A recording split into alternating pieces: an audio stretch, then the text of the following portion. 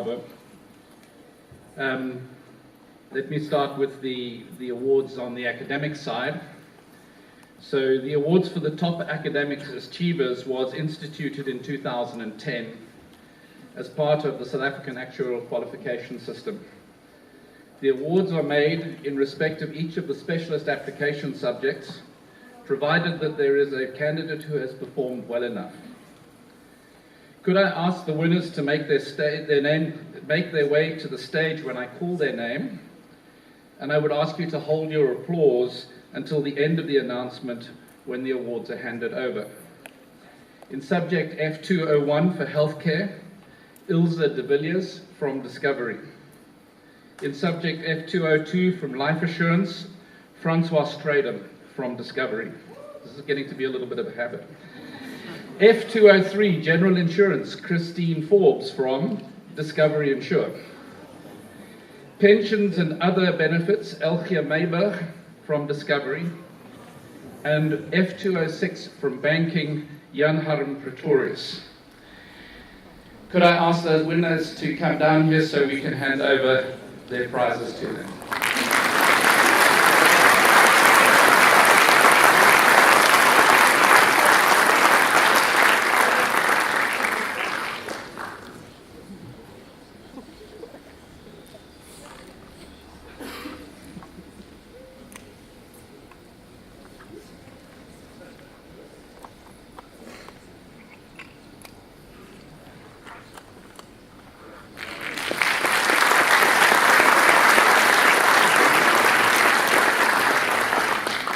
The Research Committee is responsible for awarding the various research prizes offered by the Actuarial Society.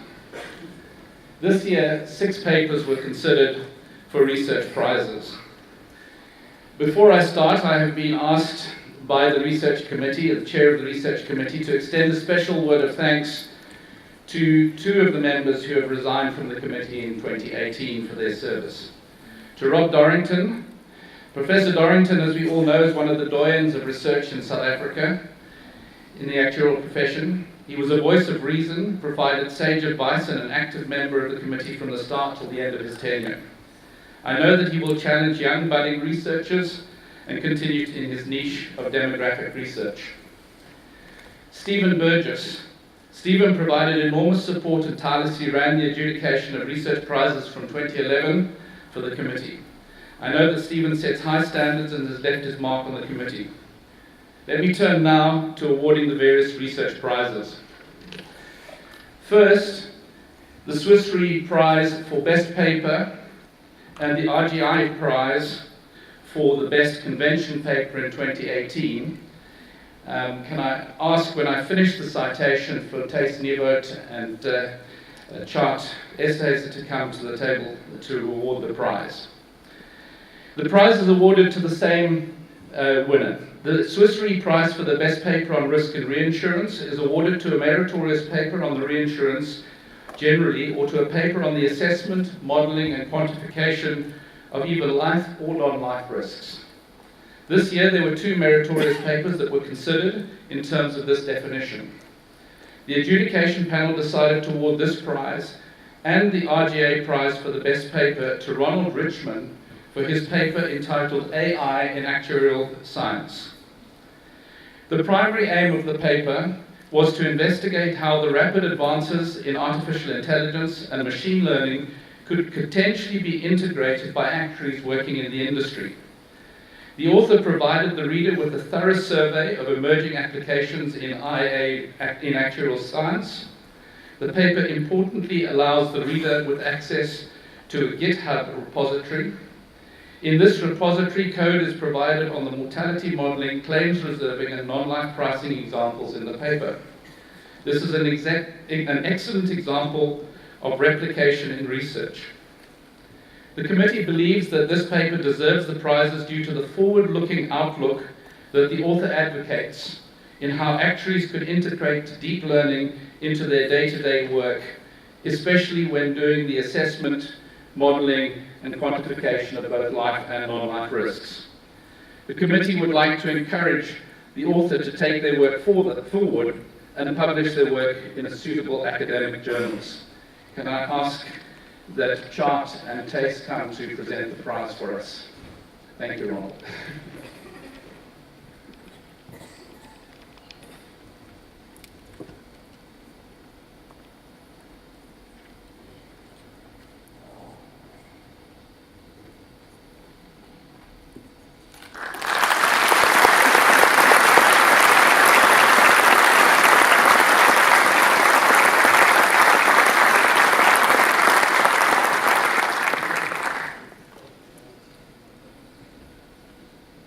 Turning now to the RGA Prize for the Best First-Time Paper in 2018. The RGA Prize for the Best First-Time Authors is awarded to Peter Carswell, Ross Farnby, and Nikara Nigrin, apologies if I pronounced names wrong, for their paper entitled An Investigation of the Hierarchy of Simplifications for Risk Margins in the Solvency and Assessment and Management Framework. This convention paper assesses the appropriateness of simplifications to the full calculation as required by the South African insurers in the Solvency Assessment and Management Framework. These simplifications were considered for a variety of products, including annuity and credit life products.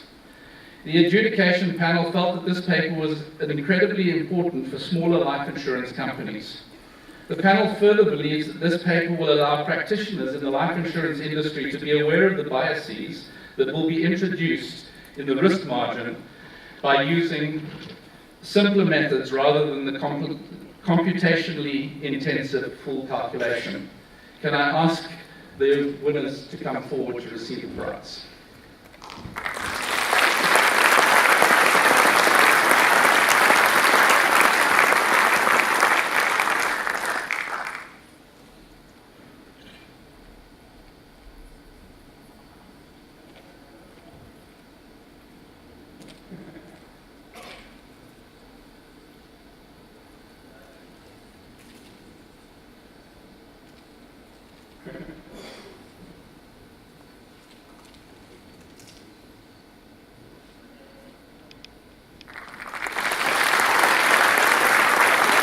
Turning now to the RGA Prize for the Best Published Research in 2017.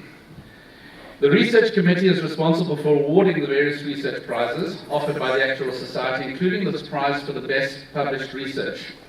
This year there were 3 research papers eligible for this prize. The committee decided to award the prize to Lee Johnson and Rob Dorrington and their co-authors for their paper entitled Estimating the Impact of Antiretroviral Treatment on Adult Mortality Trends in South Africa, a mathematical modeling study. Boy, the title is difficult enough. In this paper, the authors formally evaluated how much of the substantial reduction observed in adult mortality in South Africa since the mid-2000s could be attributed to the scale-up of antiretroviral treatment. The authors developed a deterministic mathematical model to simulate the trends in mortality in the absence of ART and with earlier introduction of ART. The authors concluded that ART had a dramatic impact on adult mortality in South Africa, but the delays in the rollout of ART may have contributed to substantial loss of life. The committee found that the authors applied an impressive level of rigor to the development of their model. The committee further agreed with the authors that this paper could be very valuable in the quantification of the return on the massive public health investment for funders of ART programs in terms of life years saved. The research paper, Throughput in the Actuarial Science Program, a microcosm of the profession's transformation challenge by Dave Strugnell and Shivani Ranchod, was also a strong contender for the prize. The primary aim of that paper is to investigate how certain demographic and educational factors exert a significant influence on the throughput rates experienced in experienced in Actuarial Science Program at the University of Cape Town. The authors employed survival analysis to examine the effect of these factors on these throughput rates. The authors found the results contextualized the huge transformation challenge facing the South African actuarial profession. The authors considered how some of the features of the educational landscape might have the power to overcome this challenge. The article is not too technical in nature. The arguments, methodology, and results are well presented, resulting in a well-written paper, and a paper that the committee feels that all actuaries can benefit from reading. The committee would like to congratulate the Rob Dorrington and lost the name, and Lee Johnson for the prize-winning paper, as well as all the authors who submitted papers for consideration. Could I ask Rob and Lee to come and receive the award?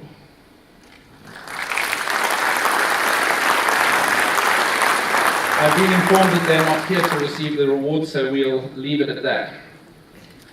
The last award is the Discovery Prize for the Best Honours Project in an accredited South African University actuarial program in 2017. The citation reads, "The Research Committee is responsible for awarding these prizes, including the Discovery Prize for the Best Honours Project of the South African University. It is with pleasure that the committee can announce that the 2017 prize has been awarded to Reino Willem Mostert from the University of Stellenbosch for his paper entitled Celebrating the Merton Jump Diffusion Stochastic Process Using Artificial Neural Networks." It's getting tougher and tougher.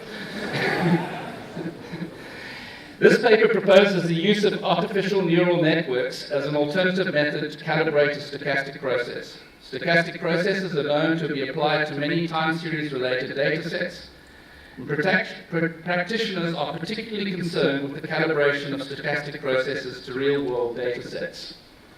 The author concluded a simulation study on the Merton jump diffusion process and compared the performance of artificial neural network models to traditional calibration methods, such as maximum likelihood estimation and generalized method of moments.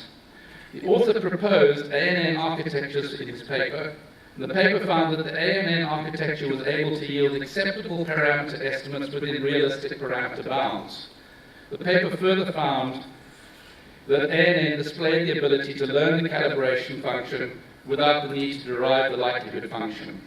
The committee found the paper interesting to read and believes that the ANN architecture proposed in the paper will help practitioners deal with the calibration of more complicated stochastic processes to real-world time series related data sets.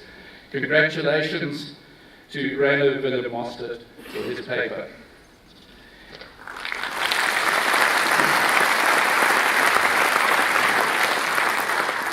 Lastly, the committee wishes to make special mention of another honours paper that impressed the committee, the analysis of systemic risk in banking networks by Damon Monday from the University of Pretoria. Damon's research paper highlighted how various network structures can be appropriate representations of modern-day banking networks. The paper in particular considers the systemic risk measure as a possible systemic risk measure for identifying systemically important financial institutions. The risk for 8 of South Africa's major banks was calculated and showed that Standard Bank is the most systemically important bank in South Africa. The committee commend the author on a thorough investigation and interrogation of the research results. The committee would like to congratulate all the authors for their excellent papers and high quality of research produced. We would also like to encourage them to mould their work and publish their work in academic journals, and we wish them every success with their future studies. Congratulations.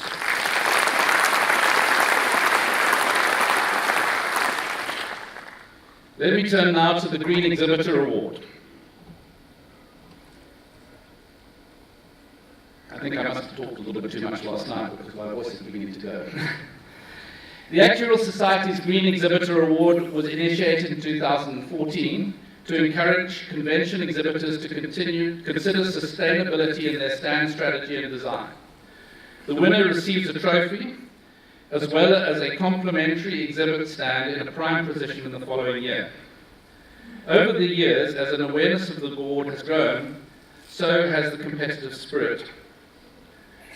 Honourable mentions go to Hanover Re for using a lift cub to bring their exhibition team to the CTICC, to Munich Re for reusing their stand and donating what they would have spent on a new stand to charity, and to RGA for deciding against giveaways, thereby reducing shipping carbon miles and packaging waste. But our 2018 winners has taken the sustainability brief to heart. It was clearly part of their strategy from the start. Our winner has been a consistent exhibitor at the convention since 2011. They are familiar faces with the exhibition floor and regularly give away some of the most coveted and useful stationery. Their stand design, they embrace sustainability concepts such as keeping resources in use for as long as possible, extracting the maximum value from them while in use, and then recovering and regenerating used products and materials at the end of each service life. They reuse their stand dressing, including tablecloths and backdrops, simply updating with the new decor. They are now committing to running down the giveaway stock 100% before ordering new. They are committed to our community-sourced products headed by Liddell Reeder, including what you've seen on their stand, honey produced at the Kirby Farm at Nightjar Nature Reserve, biscuits based by Omar Madeleine, and potted speckwormer from the Gurits Cluster Biosphere Reserve. Winners in 2016, this company has continued to up their sustainability game. Congratulations to SA3. Wilhelm de Wet and Hendrik Pretorius, please join me on stage to collect the trophy.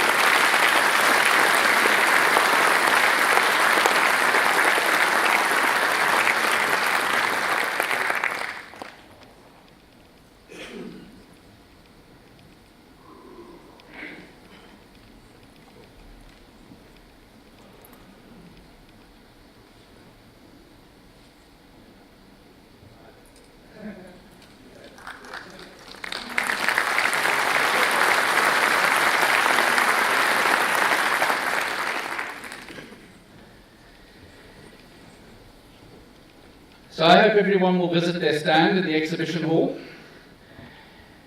Thank you to the judging panel for the Green Exhibitor Award, being Joe Kutsia from the Actuarial Society, Arnolet Fritz from the CTICC, Justin Horse from the Event Greening Forum, and Keith Burton from African Agenda. I would like to have one more thank you before I do two more of the awards that I have to do this morning. And that thank you goes to the organising committee of the convention. I think they have done an outstanding job, and I'm not going to call the entire organising committee to the front to just say a word of thanks and to receive our thanks, but I'm going to call Guy to come up as the chairman. He's done a great job once again, and this is his last year. He's stepping down from the convention organising committee, and I want to thank him for a great convention again and for his years of service on this committee. Thank you, Guy.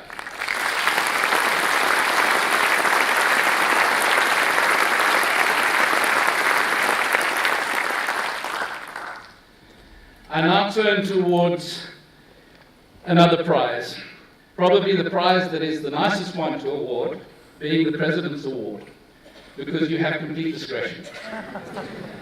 Nobody can gainsay you. You can do what you want and what you wish with it.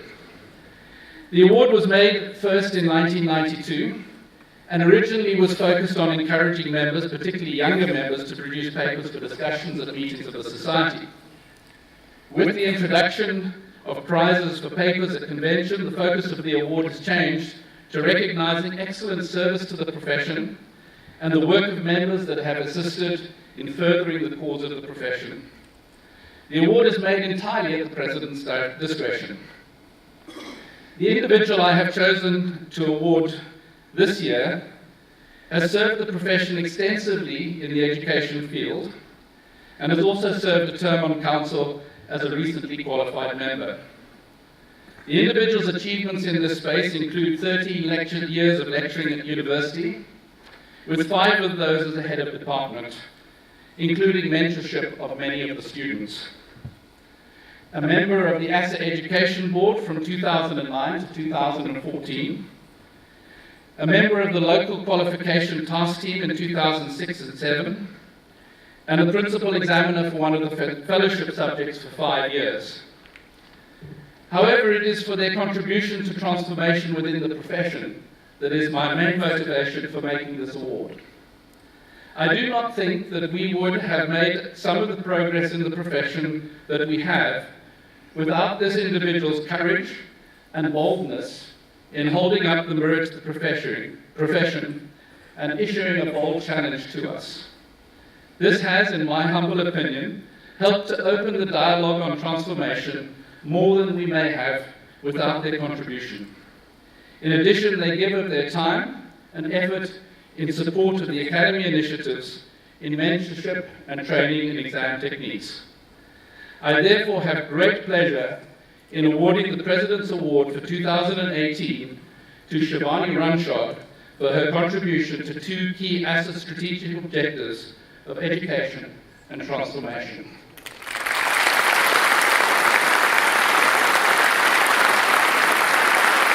I hope Shivani is here.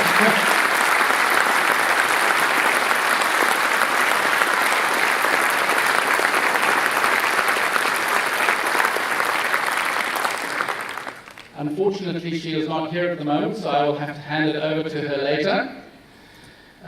One of the risks, obviously, of when you make awards where people don't know that they're coming.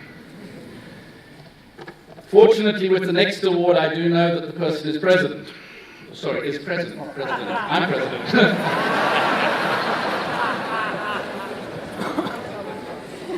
The Murray Medal is the most prodigious honour that the Actuarial Society can bestow on one of its members. Consideration of making the award takes place annually, although the award does not have to be made on an annual basis. It was first made in 1972 and has been made 16 times since then to 17 recipients. The main reason for making the award is outstanding service to the actuarial profession. A panel comprising council members and a group of past presidents and previous winners of the medal agreed unanimously to make the award this year. The motivation is the recipients' contribution within the Actuarial Society in general, and their contribution in respect of research and education within the Society, and their contribution to enhancing the profile of the Society internationally, all of which are strategic initiatives of the Society. What follows is a summary of the recipients' activities. If I were to deal with all that they have done in detail, we would be here for an extensive period of time. In terms of service to the Society, the recipient has in their career served on Council, the Retirement Matters, Investments, and ERM Practice Area Committees, and the CSI Committee. In International Actuarial Association matters, the recipient has served as a member of the IAA's AFIA and ERM Committee, and a co-vice chair of the Resource and Environmental Working Group. Through their contribution, the Society's standing internationally has been greatly enhanced in an emerging area of actuarial practice. It is, however, in their academic involvement that their contribution to the Society has been greatest. This includes the following: the development of a stochastic investment model for South Africa, serving on the Research Committee from 1999 to 2014 in the roles of member, secretary, and convener at various stages over time. Establishing the South African Actuarial Journal and serving as editor from 1999 to 2014. Guidance to students, including teaching, and particularly supervision of honours and postgraduate theses, dissertations, and research reports. Enhancing the Society's standing by serving on editorial panels of Inter Alia, the Australian Actuarial Journal, and the UK Annals of Actuarial Science. In addition, he refereed papers for various international journals, including the British Actuarial Journal, Orion, Journal of Actuarial Practice, Aston Bulletin, and Annals of Actuarial Science. He has published 17 articles in the refereed journals and has multiple awards for papers presented at conventions. I have great pleasure in calling Rob Thompson to come to the stage to receive the Murray Medal.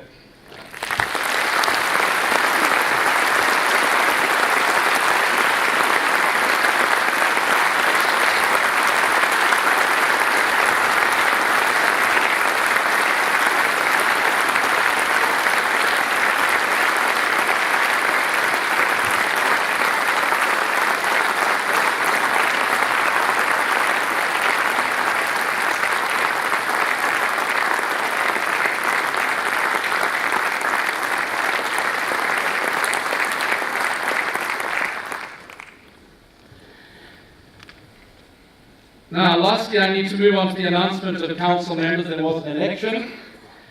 And let me start by just announcing the outcome of the election. For fellow members, there were 2 places and 4 candidates, if I remember correctly. And Janine Wilson and Sarika Besser, I think I got it right there, have been elected. For a new qualifier, Stephanie De Silva was elected out of 2. And out of the student representative, I think there were 5 candidates. It is to be Koleka Ndluli. So congratulations to those for reaching council. So I now ask if we could put up the slide that shows the new council for next year. I want to thank those who are leaving in John Anderson and Varesh Maharaj, highlighted in red. Thank you for your service to the profession as members of council. Janine Wilson also sort of slips off and slips on because she was a recent qualified representative and now becomes a full member representative. And Leroy Alcock has been the student representative for the last year, and so thank you to Leroy for your service as well. So with that, I am going to hand over to Roseanne Harris to come and talk about the IAA colloquium next year.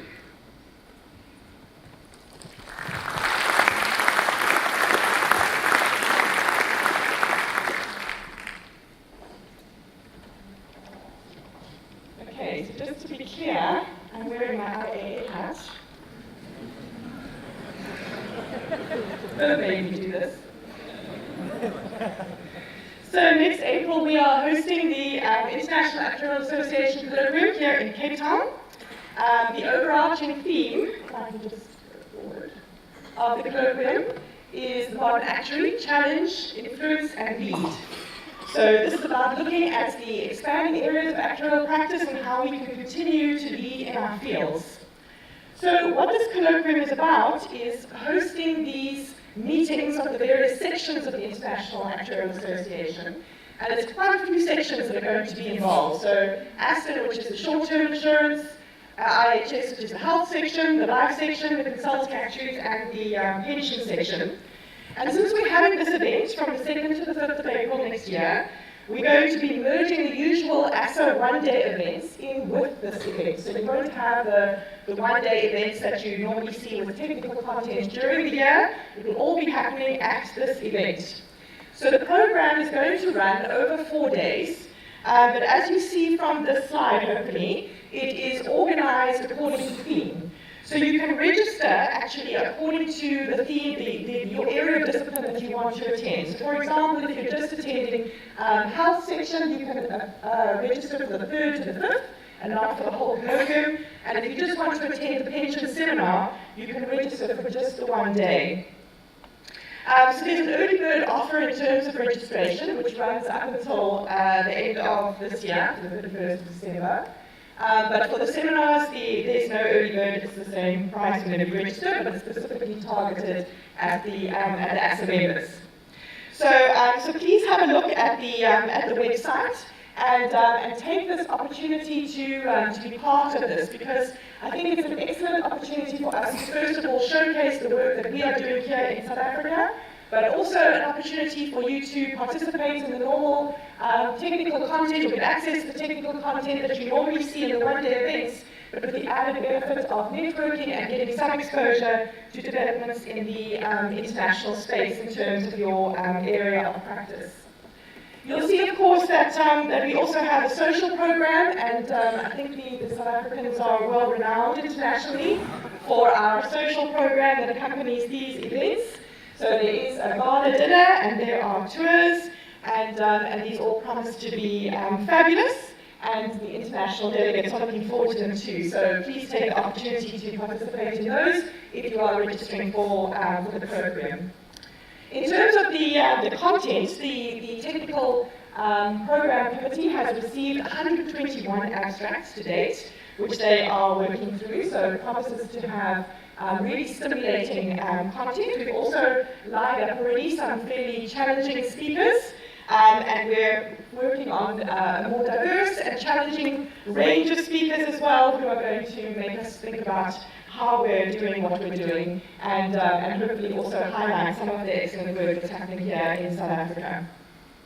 So there's various sponsorship opportunities available still, so please liaise with there's the members of the organising committee, but probably the best plan is to go to the stand and the exhibition hall if you're interested in sponsoring this event. And I just want to highlight, there's the website, and it is quite a challenge typing that website in. Please note there is a U on both sides of the I in Colloquium 2019. And you will find the online registration there and further information on the colloquium. So we'll see you back here in April for the colloquium. Sure. Thank you.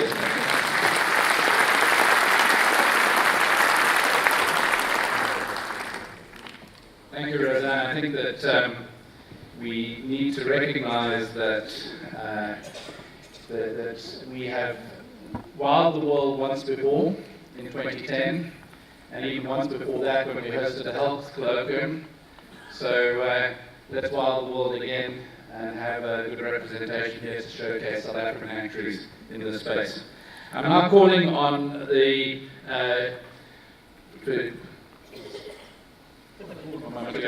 on Chris and Paul of Paper Video. Following the 2012 convention, where problems in quality of high school education were featured, we established the Actuarial Education Trust that raises money to support maths and science teaching in disadvantaged schools. Thanks to the generous support of members of the Society as well as corporations, working with our partner Paper Video, we have assisted school children across the country. During the 2015 convention in Johannesburg, Chris and Paul, the founders of Paper Video, were invited to the convention stage to introduce their product to us. We now invite them back, together with Mike McDougall, the chairman of the Education Trust, to provide feedback on what we've done and the developments in our partnership.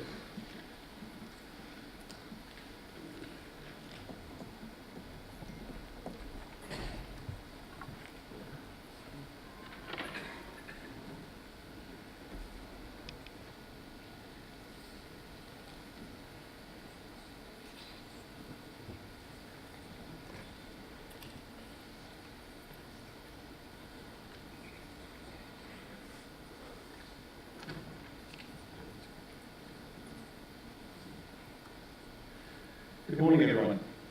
My name is Paul, and I am the mathematics teacher at Paper Video.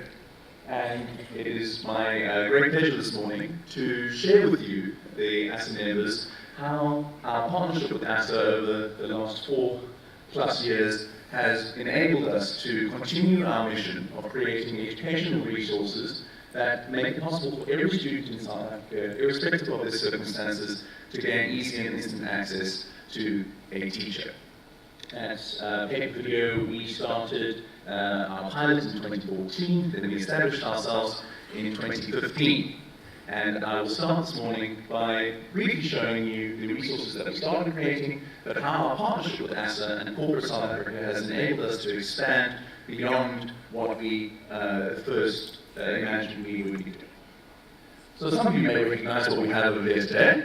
A couple of years ago in Johannesburg, we showed this resource here, and for those of you who don't know what the Paper Video resource is all about, we create exam books in which each and every question is linked to a solution video, which enables learners to do the following.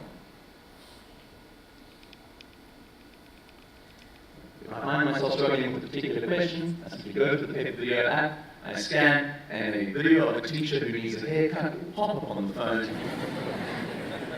showing me how to go through the various questions.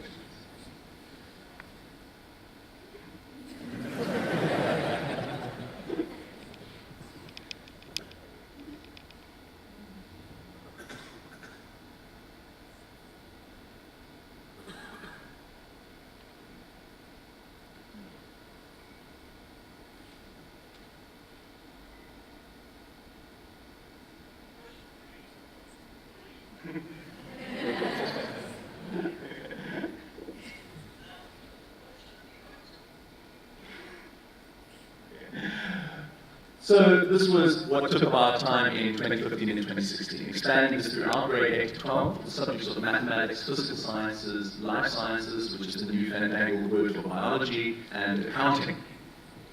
But as you can well imagine, while a large amount of the feedback was massively positive in terms of the ability to get the particular video that you want when you are struggling with the question, some very interesting feedback that we got was that learners wanted more. They wanted more depth. They wanted the ability to go into a topic. So while they said that it was fantastic to have a video for an individual question, they then shared with us that they wanted a video that would then go deeply into the concept. I remember one of the feedback was, you keep talking about these quadratic equations, Mr. Marie, but then you talk about factorizing a quadratic trinomial. I don't know what you're talking about. You're going to need to help me with that. So with that, we decided to create a whole new resource which we like to call our subject maps. And we like to think of these as our London Underground map of mathematics, if you will. It's a large poster.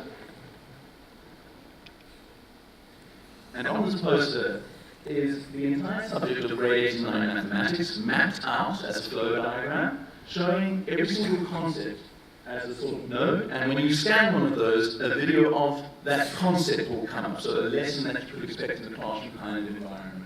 And as you can see, what we particularly like about it is the fact that it's all interconnected, and it shows how the subject progresses and grows over time. But what we really like about it is that means that you can also look at something, if you're struggling with it, you can then backtrack and find out where you will need to go back to, and you can fill in the gaps, as it were. Now, this was our grade 8 and 9 resource, which we developed and funded ourselves, and which is now for sale at a private capacity on our website, and has also been sponsored for various learners and schools from low-income areas that would otherwise not be able to afford this resource. But we have been very, very excited by a relatively recent development, which has seen the next grade's subject map, the grade 10 subject map, sponsored by Swiss Re South Africa. And thanks to this, the grade 10 subject map for mathematics and for physical sciences, due to its development being sponsored, thanks to Swiss Re and via the Actuarial Society Education Trust, as well as some member donations, these grade 10 versions of the mathematics and physical sciences maps are entirely for free. So it's the case where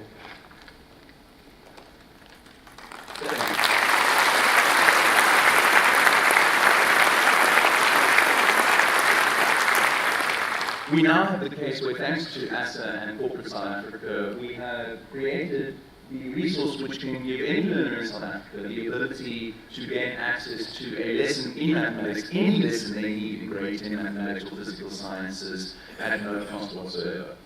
And we're very much hoping that we can continue this trend. And one day, we would love to see a map stretch from grade 8 through to grade 12, all entirely for free, all available to South Africans. And I think you can imagine, though, that there is a particular obstacle that we do sometimes face in terms of accessibility to this resource. Many of you may know the first innovation that we created in this way, and that was these micro SD cards. I was watching that video via data this morning. On my phone, I have one of these little micro SD cards in it, and it has quite a few thousand videos on it. And as a result, our app, which can normally stream via data, finds that SD card, it watches the video of the SD card in that way. So that means that we don't need internet or data to have to watch the videos as well. And thankfully, with the ever-increasing penetration of smart devices and affordable smart devices, we are thankfully seeing so many learners from all socioeconomic backgrounds have a device which then enables them to make use of this micro SD card.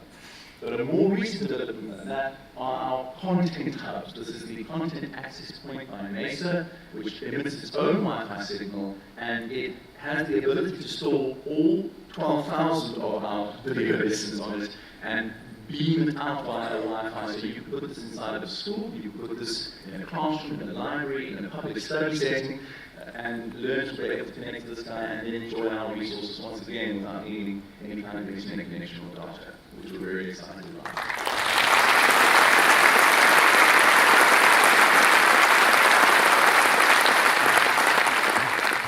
And with that said, I'm very excited to also share with you just a tiny glimpse into some of the lives that, thanks to ASA and Corporate South Africa, we have been able to impact over the last number of years.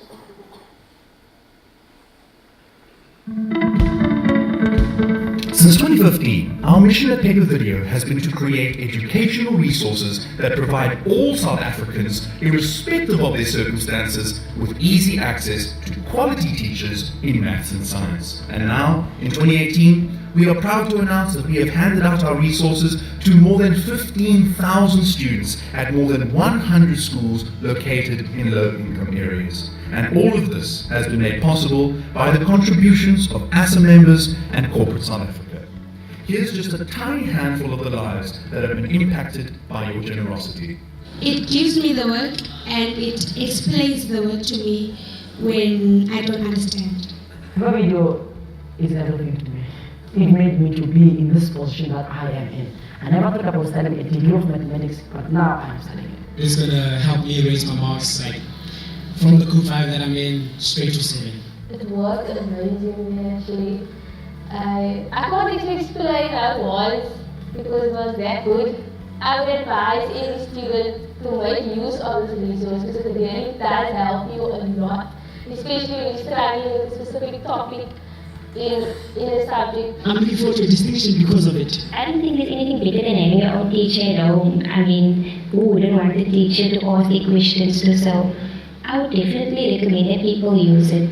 With Paper Video, we can get what we need and when we need, whatever time. In maths and science, Paper Video helped me a lot. As a result, for physical sciences, I got 100%. As a result of my achievements, a lot of companies have approached me, like PPS, Old Mutual, Musepe Foundation, and I think everything is working out. Without this, I don't know how you would survive. Like, you need this in your life. Without the Actuarial Society of South Africa, the Actuarial Society Education Trust, and the generous donations by ASA members and corporate South Africa, none of this would have been possible. So to all of those who have supported us and contributed over the years, we say thank you.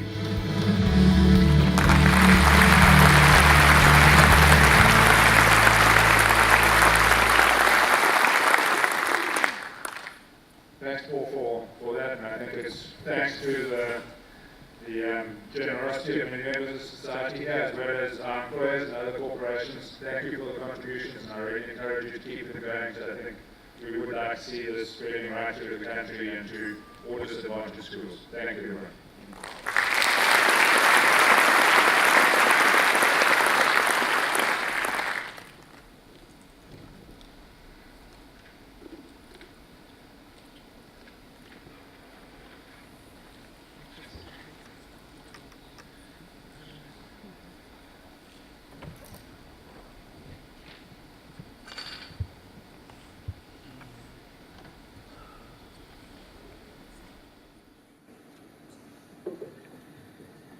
Thank you, Paul, and the Paper Video team. I think it's exciting. Every time I see this, I'm astounded at just the ability of this resource to make a difference.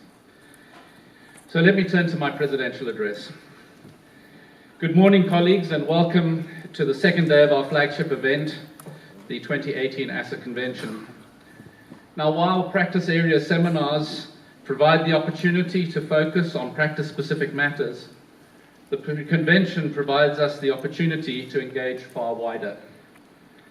With a 2-year term of office as president, this year's convention gives me the opportunity in this presidential address to give an introspection and an assessment of progress that we've made in our strategic objectives, a state of the profession address, if you would wish, but also to present a little bit of the vision and the issues that are foremost in my mind as I look forward.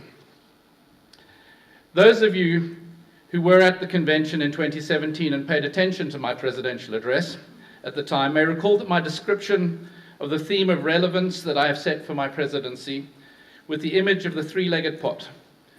The pot itself representing ASA, the contents our professional promise, the three legs, the strands of relevance to the international actuarial community, to our members, and to the society we serve, and the fire itself, the enabling strategic priorities. If we do not deliver on any of the strategic priorities, or if any of one of the legs is missing, the product cannot be optimal. I feel that this picture gives me at least a visual representation against which I can test what we do as ASA. So how are we performing then? Let me start with the strategic priorities themselves and then look at how that flows into the other elements of the strategic picture, the legs and the content of the pot. Volunteerism is both a massive asset to ASA, but also a great risk, in that the extent of contribution by our members to the society is huge. And if this spirit of volunteerism were to decline, the ability to meet our goals will be severely restricted.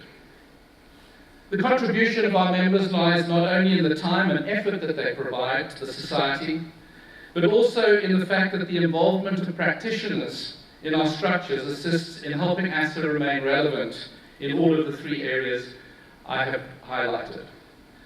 So it is with deep appreciation to everyone involved in volunteering for ASA in any role that I acknowledge you and I thank you for your contribution. Turning to communication and research, and I have grouped these two together because research provides the material to enable us to demonstrate our value as both actuaries and as a profession, and to communication reflects the ability to make that visible to our stakeholders. At the start of the year, Council concluded that research remained a challenge and that communication was not as effective as it should be. I think that a similar conclusion would be reached if we were to assess ourselves right now. I think that there is significant research that is actually happening in the profession, but much of that is not shared because of the intellectual property it represents and the consequential potential loss of real commercial value. The challenge for us as a profession is how we can get both this form of research into a wider domain without losing the competitive edge that it may give our employers, and how we extend the more formal academic research topics and capabilities. This is an ongoing challenge that we face. And then once we have done the research, then the next question is how do we disseminate that both to our internal audience as well as to our external stakeholders. On education, I am convinced that ASA has a world-class education system. And here I include both the academic and the normative aspects of the program. I believe that South African actuaries can hold their heads high in the international community and are well regarded in the fields in which we work because of the quality of our education system. Our thanks in this space goes to all of those involved in the education pipeline, from the ASA Education Board, the universities providing education in the pipeline, and the many, many volunteers who ensure that this is maintained. But sometimes I hear criticism of our education process and saying that it is too onerous. And in particular, I've heard comments that the normative elements and related workshops are way too much. Well, while it may be valid that it takes time out, I think that this is one of the key features that makes our program as South African actuaries well-rounded and effective actuaries. And I do not think that I'm alone in this view. But we must also note that the education syllabus cannot remain static, or else we will become irrelevant as a profession. In the same way as the education of the profession, when our current oldest living member of the society, Mr. Peter Bieber, qualified in 1951, was quite different to what it is today, so too the syllabus of tomorrow will need to continually change to reflect the needs of our stakeholders over time. The Education Board have this clearly in their vision and will continue to maintain for the South African actuary a syllabus that is both relevant to the time and up to the standards that we expect of our profession. At the 2017 Council Strategy Session, the key objective of ASA was articulated as delivering on the professional promise, transformed and relevant to South Africa, fulfilling stakeholder expectations, acting in the public interest and sustainable into the long term. So serving the public interest is therefore a key part of the vision and mission of ASA. And there is also seems to be a potential demand for our services in this space. The state president, who is an honorary member of ASA, in his speech to the SADP Gala dinner in 2017 when he was deputy president said, "In a developing country such as ours, having accurate, reliable and detailed insight about our possible futures is crucial to the achievement of our development goals. The skills you possess," talking to actuaries here, "and the methods you employ enable us, the government, as partners in development to plan and manage our economic trajectory with a semblance of confidence and certainty. Your work is at the center of our financial ecosystem. It is critical to its performance, its sustainability, and ultimately its survival. It informs how we deploy our resources, how we manage risk, and how we prepare for a future." That's quite something for us to stand up and be counted for. So ASA efforts to date have, however, not resulted in some of the desired outcomes and traction in this area that we would like. So after various debates at Council, it was agreed that more was needed to influence the public debate and to build relationship with targeted stakeholders. And we felt that this should be added as a strategic focus in 2018. As a result, it was agreed to make an appointment of an individual with a specific focus to seek to influence policy and policy makers and to conduct or source targeted research in the space. In tandem with this, the stakeholder board has been working on developing a potential approach to achieving the goal we have of influencing the influencers. I hope that after the council meeting in November, we will be able to make an announcement in this regard.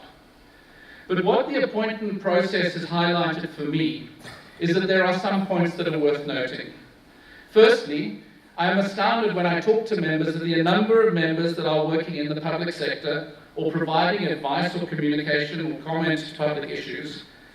And somehow we need to coordinate this and leverage off it to show that the profession can play a role without being seen as partisan to any specific viewpoints. Secondly, what is clear is that this is a specialist area with its own language and its own protocols. And as such, the first priority of the new appointee in this role, I believe, will be to establish a special interest task force to progress our influence and to coordinate our efforts in this space. And thirdly, ASABA appears to have achieved some traction in this space, more so than we have as ASA ourselves. And we need to leverage off each other's work for the benefit of the profession as a whole. Let me turn now to transformation. And I know that some of you may well be tempted to switch off, go check your emails or otherwise, thinking, "Oh no, here he goes again." Well, you're right. Here he goes again. This is a topic that I will continue to beat the drum on, because to me it is without doubt the most critical element for the development of a profession that is relevant to our South African society. The definition that ASA has established of what transformation means to us is transformation of the actuarial society and the actuarial profession is about fairness and inclusion. It is about every member of the society feeling welcomed, appreciated, and inspired to contribute.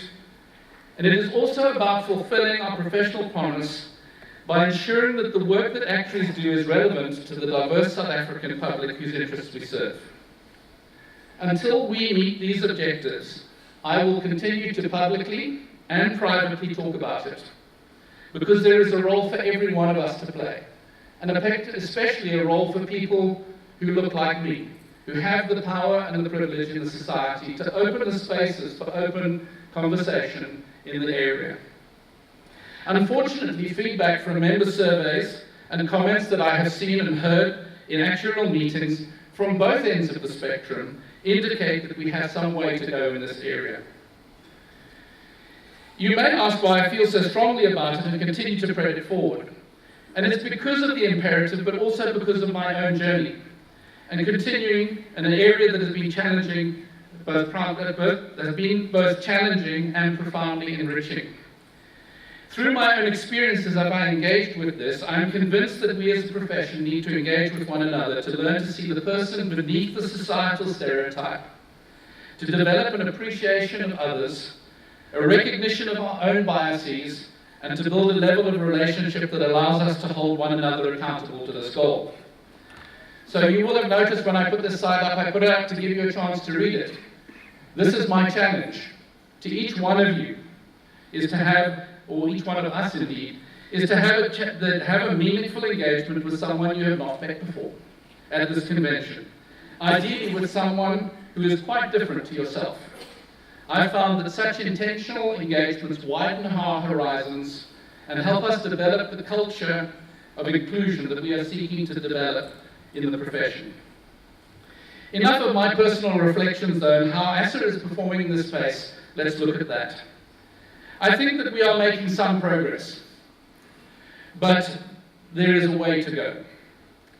And as I have become and spoken with members, I have become aware that many of our members are unaware of what ASSA is doing in this space.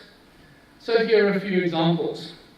We have transformation dialogue opportunities that we've been providing various forums to enable members to engage with one another on the subject of transformation and inclusion, the sessions at this convention as well. And I encourage you to get involved in those and attend them.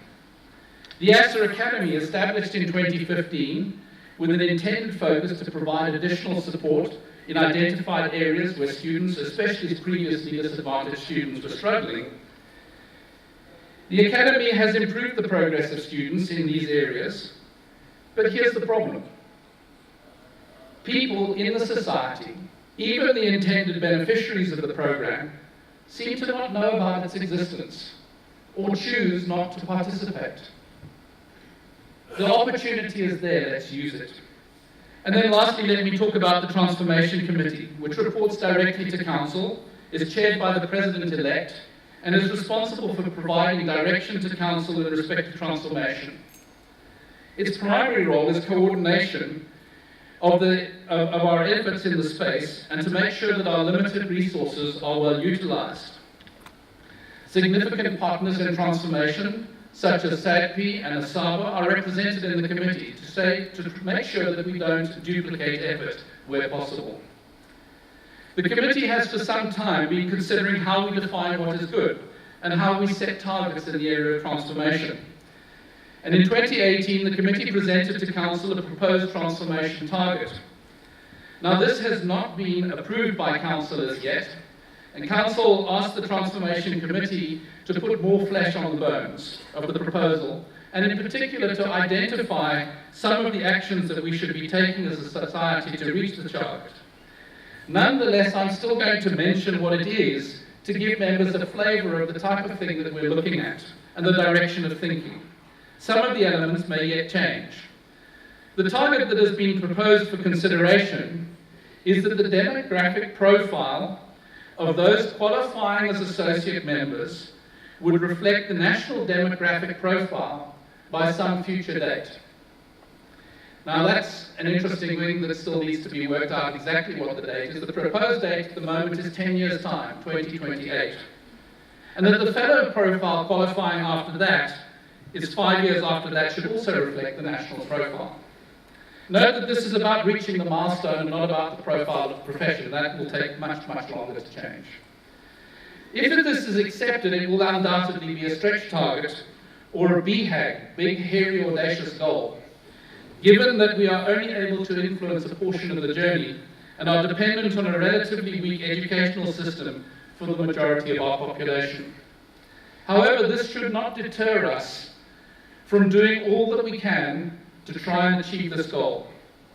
And so as the next step in the process, Council has asked the Transformation Committee, as I have mentioned, to consider and propose actions for us to take towards this goal. So having considered the 6 elements of the strategic elements, the 3 legs, let me consider them briefly. Relevance to the international community, relevance to our members, and relevance to the society we serve.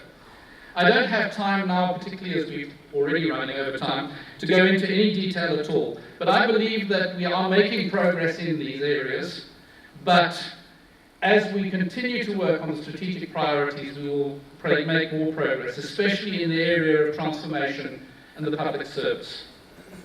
But it is now the content of the professional promise that I wish to turn.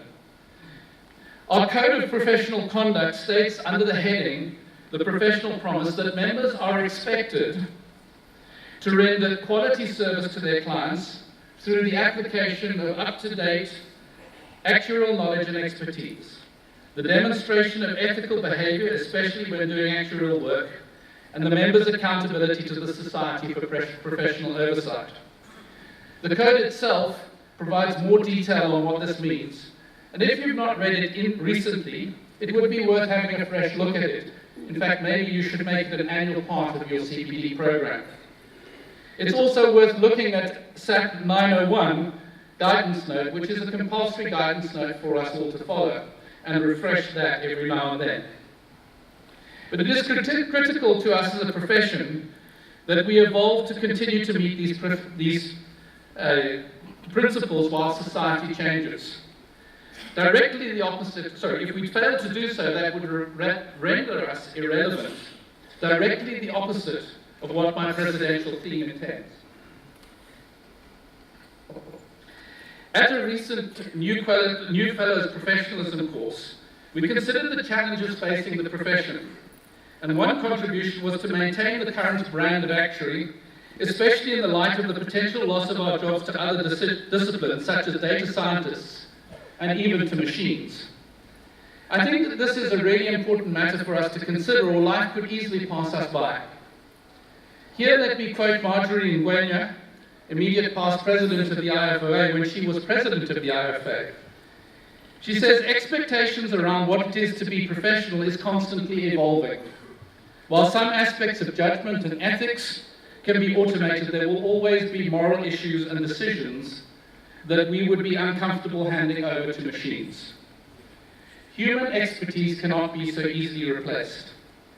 The challenge ahead for us will be to change our focus from one that is less concerned with the analysis of data and more focused on the insights to be gained from that data. This is what will differentiate us and give our role value and meaning. Similarly, Mike Lombardi, president of the Society of Actuaries, says the challenge that we face is an existential one. Will we as a profession dwindle in numbers and importance, or will we succeed in renewing our skill sets and our unique capabilities rapidly enough and in harmony with emerging technology in order to preserve and expand the role and value of the actuary? Complacency is not an option. This is a challenge, as you can see, that is not unique to us here in South Africa, nor is it one that is the responsibility of the leaders of the profession. It is the responsibility of each one of us. This generation of professional actuaries today has, in my view, a moral responsibility to pass on to the generation of actuaries of tomorrow a vibrant, growing profession, and I challenge you to do your part. In doing so, I want to draw out two key points from the definition of professional promise that I am thinking about quite often.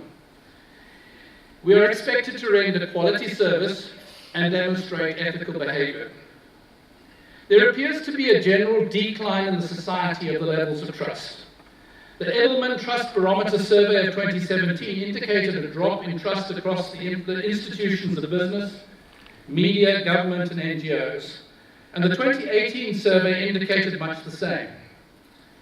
While professional services exhibit a higher level of trust than most sectors in the survey, trust remains a fragile commodity. It is therefore incumbent on all of us to ensure that the work we do is quality and ethical. This has become an area of key focus for me in terms of how we as a profession can ensure that proactively we consider this. In this country, we are all too well aware of the challenges that other professions are facing and experiencing today. And I would hate to see us having to face the same challenges. So how do we as a profession proactively prevent the headlines that challenge the integrity of actuaries and of ASSA itself? The IFOA have instituted a quality assurance program that assesses the processes for ensuring quality of actuarial professional firms that actuarial professional firms have implemented.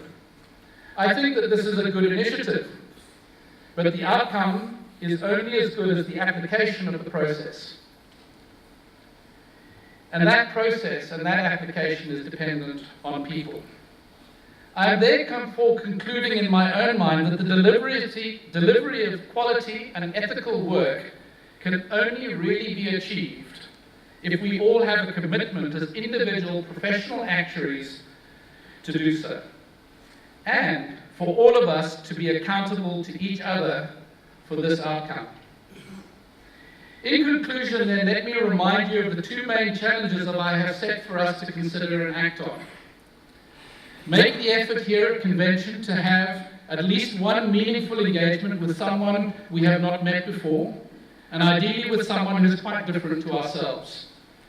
If each one of us were to make such a connection, I believe that we would take a great stride in our transformation initiatives in ASSA, and it would certainly contribute to every member of the society feeling welcomed, appreciated, and inspired to succeed and contribute.